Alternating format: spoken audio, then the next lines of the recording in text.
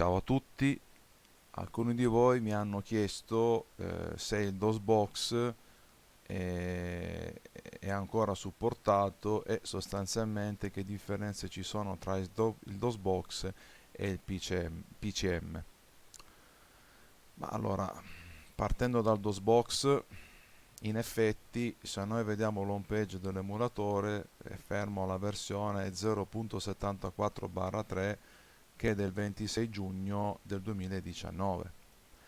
Tuttavia, occorre considerare il fatto che esistono anche le versioni SVN di DOSBox.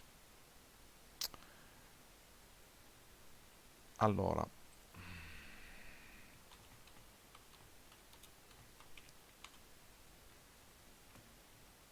andiamo alla pagina wiki.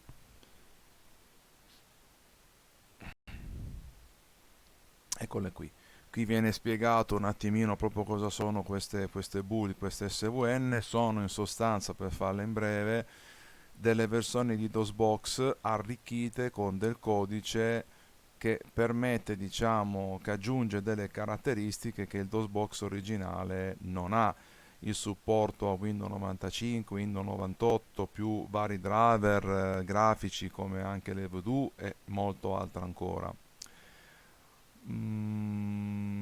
Per quanto riguarda sempre i link da dove poterle scaricare, in passato c'era questo bellissimo sito Yesterday 80 che purtroppo però non è più attivo da tempo.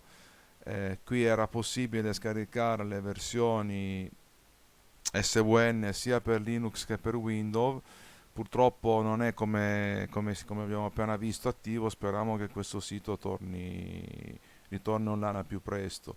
In alternativa, sempre parlando di Windows, ecco, ovviamente le build di DOSBox sono per Windows ma anche per Linux e macOS. mm? Comunque, a parte questo, parlando di Windows, allo stato attuale il sito migliore da quale poterle scaricare è quello di EmuCR. Ora qui è mischiato anche con altre versioni, il DOSBox Staging, ma andiamo un po' più avanti e vediamo un attimino. Allora, un po' di pazienza, eccola qua. L'ultima versione SVN di DOSBox è la 4481, rilasciata il 15 luglio del 2022. Queste builds, spesso non sono stabili e ci può anche stare perché sono delle versioni, diciamo, non ufficiali. Quindi cosa succede? Che usandole ci possono essere dei crash, qualcosa può non funzionare bene e purtroppo è una cosa che ci può stare. Ad ogni modo, quello che va capito è che la versione, cioè il DOSBox non si ferma alla sola versione ufficiale.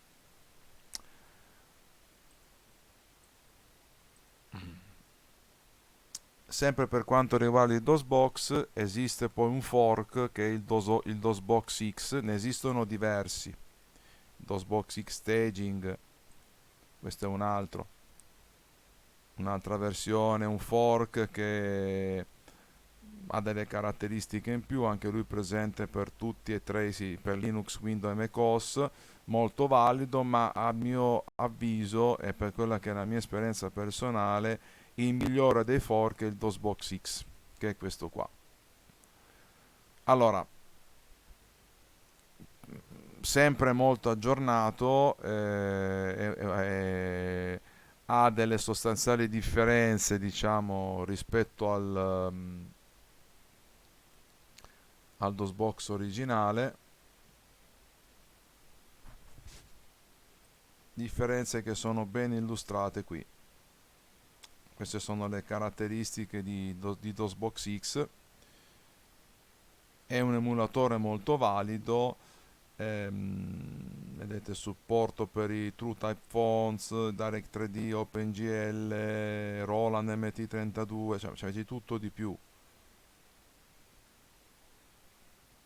Ecco, se per le Voodoo, insomma, c'è tutto quello che volete. È molto valido e spesso è molto supportato ed è la versione che più aggiornata e quella che secondo me è meglio utilizzare. Ehm, In sostanza cosa succede? Cioè, l'SVN è praticamente una versione del DOSBox, cioè abbiamo il nostro DOSBox così com'è con del codice aggiunto. I fork sono dei progetti che partono dal DOSBox ma poi prendono una strada tutta loro, quindi qui i cambiamenti possono essere molto più profondi, cioè il DOSBox X non è più il DOSBox originale, ma essendo un progetto nuovo, l'autore, il programmatore di questo emulatore si può prendere la libertà di fare delle modifiche molto più ampie. mm? Ad ogni modo, insomma, questo è. Il DOSBox, come vedete, è tutt'altro che fermo. Passiamo un attimo adesso, passiamo al PCM.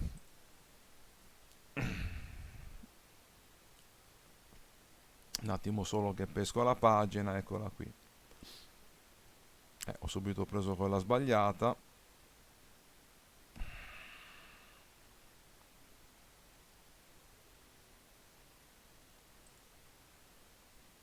Eccola qui. Allora, il PCM è sostanzialmente un emulatore che, allora, mentre DOSBox che cosa fa? Il DOSBox in sostanza emula direttamente l'ambiente pronto, cioè voi quando fate partire il DOSBox vi appare una finestra con il DOS già precaricato, l'MS-DOS, l'Asson Blaster già installata, con la possibilità sì di personalizzare un pochino la macchina, alcune cose, ma il PCM praticamente fa molto di più. Il PCM si ferma prima rispetto al DOSBox. Sono due cose, sono due prodotti non confrontabili tra di loro, fanno due cose diverse. Il PCM si ferma prima perché tu col PCM, prima di poter usare un qualsiasi programma, gioco o sistema operativo, devi prima assemblare il PC. Tu col PCM è come se avessi il tuo PC da assemblare, ti scegli l'hardware, dopodiché ti crei il tuo hard disk virtuale, il tuo file HDF e su quell'hard disk virtuale gli installi tutti i driver che necessitano, proprio da zero come si faceva una volta. Crei la partizione del disco, la formatti, gli installi sopra il sistema operativo. A questo punto non è detto che debba per forza essere l'MS-DOS, gli posso anche installare qualche DOS alternativo, tipo non lo so, il DR-DOS, il PC-DOS e quant'altro, e a quel punto posso poi decidere cioè poi devo scaricare i driver per le schede e così via. Sicuramente utilizzare PCM è più difficile rispetto a DOSBox, ma se posso dire la mia, le prestazioni sono decisamente migliori. Il PCM parte praticamente dall'8088, dai primissimi PC 8 bit fino ad arrivare anche ai Pentium 2, per i quali occorre avere un PC molto potente. Su Pentium 2 insomma cominciano già a girare dei giochi di un certo spessore sotto Windows. Non parliamo ovviamente solo più dei vecchi giochi DOS. In realtà anche sotto questi DOSBox avanzati è possibile praticamente far girare Windows 95 e Windows 98, ma non secondo me a livelli di PCM.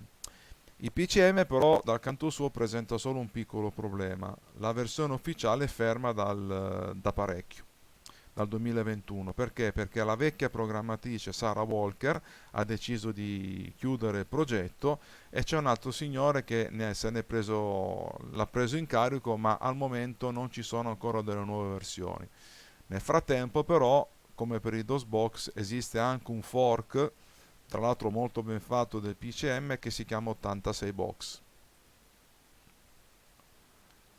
L'86 box, come vedete, come appunto come lo dice qui, è basato sul PCM, è un fork costantemente aggiornato, funziona molto bene, devo dire, e per il momento, insomma, conviene usare questo in attesa che i PCM che facciano uscire delle versioni più aggiornate del PCM.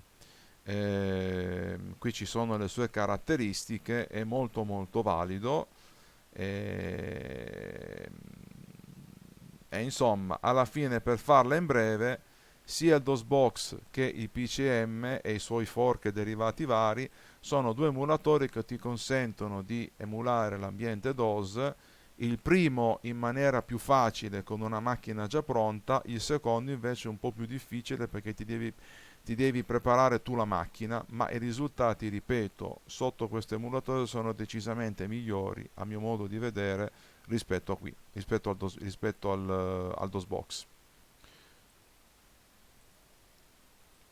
Io con questo ho concluso, vi ringrazio per avermi ascoltato fino a qui e vi auguro buona emulazione.